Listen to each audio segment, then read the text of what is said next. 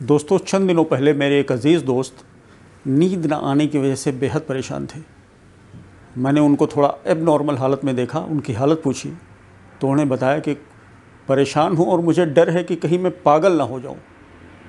मैंने कहा, ज़रा खुलकर बताइए कि मसला क्या है। तो उन्होंने बताया कि तकरीबन 1 महीने हो गए और कोई रात ऐसी नहीं गुजरी जिसमें उन्हें साउंड स्लीप आई हो। इत्तेफाक की बात है कि मैंने कुछ दिनों पहले इसी टॉपिक के बारे में एक पावरफुल आर्टिकल पढ़ा था। मुझे उसके कुछ पॉइंट्स याद थे। मैंने उनको अपने पास बिठाया और उनको वो टिप्स दिए जो मैं आपसे शेयर करने जा रहा हूँ। उसी में स्टोरी थी सैमुअल अंटरमर की, जो यूनाइटेड स्टेट्स के एक इंतहाई कामयाब लॉयर, इंटरनेशनल लॉयर थे। और उनके बारे में लिखा है कि उनकी ज़िंदगी में कोई रात ऐसी नहीं गुजरी जिसमें उनको साउंड स्लीप आई हो।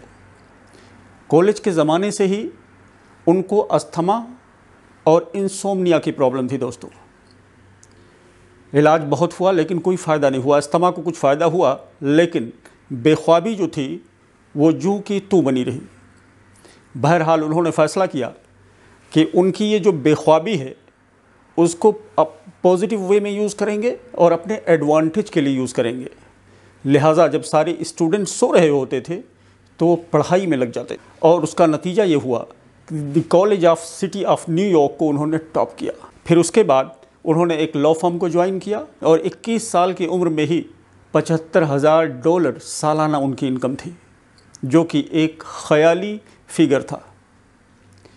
और 1931 में सिर्फ एक केस का अमेरिकन हिस्ट्री में किसी लॉयर को $1 मिलियन मिला था। दूसरे लॉयर्स उनके मेथड को कोर्ट चैम्बर में स्टडी करने की कोशिश कर रहे थे कि आखिर उनमें क्या ख़ास बात है जो इतनी हाई इनकम उनकी है। बहरहाल एक मौके पर उन्होंने बताया कि नींद के बारे में मैं सोचता नहीं हूँ, उसके बारे में सोचकर परेशान नहीं होता हूँ। जब दूसरे लोग सोए होते हैं तो कम से कम आधी रात तक मैं अपने क्लाइंट्स के केसेस की स्टडी करता हूँ।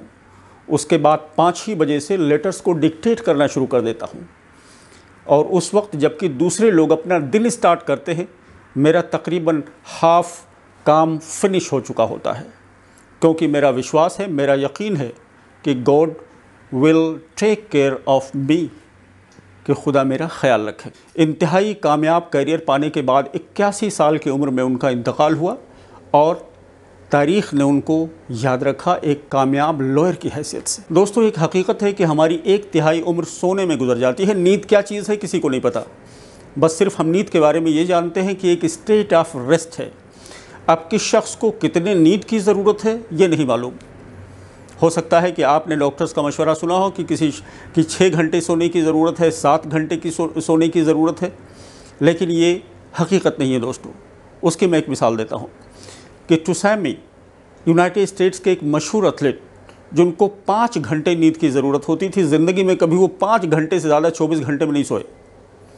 वहीं पर कैल्विन कूलिज को 11 घंटे नींद की ज़रूरत होती थी और दोनों अपनी ज़िंदगी भर इंतहाई कामयाब तरीन पर्सनालिटीज़ की हैसियत से रहे। यानी टुसैनी ने अपनी ज़िंदगी का 5वां हिस्सा नींद में गुजारा, जबकि कैल्विन कूलिज ने अपनी ज़िंदगी का तकरीबन निसफ हिस्सा नींद में गुजारा और दोनों कामयाब रहे। दोस्तों, नींद न आने से ज़्यादा नींद के बारे में सोचकर परेशान होना ये तमाम परेशानियों की जड़ है।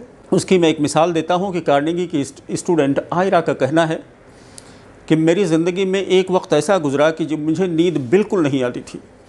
रात भर घड़ी की टिक टिक के साथ ऐसे रात पूरी गुजर जाती थी और उसके बाद जब सुबह मैं उठती अलार्म क्लॉक के साथ 6 बजे तो बीमार होती और बसा औकात मेरे दिमाग में आया कि इस टॉर्चर की वजह से मैं अपने घर की खिड़की से जंप लगा दूँ, सुसाइड कर लूँ।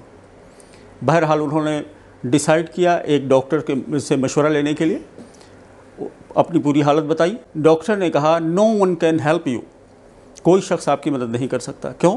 क्योंकि ये हालत आपने अपने ऊपर ख़ुद मुसल्लत की हुई है। आप नींद के बारे में सोच कर कि आपको नींद नहीं आती, इसी से परेशान हैं।